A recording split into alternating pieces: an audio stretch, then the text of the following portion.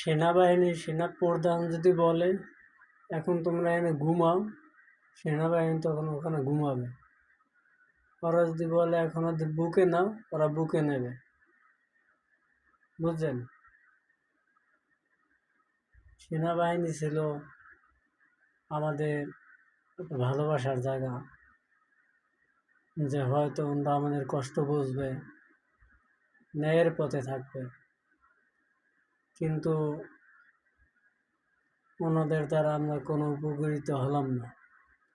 যাই আছে সব নাটক। সেনাবাহিনীও আমাদের সাথে বর্তমানে নাটক করে। নাটক একজন আছে উপরে, একজনের কাছে বিচার দিলাম। ধ্বংস একদিন হবে, আজ বা কাল। আজ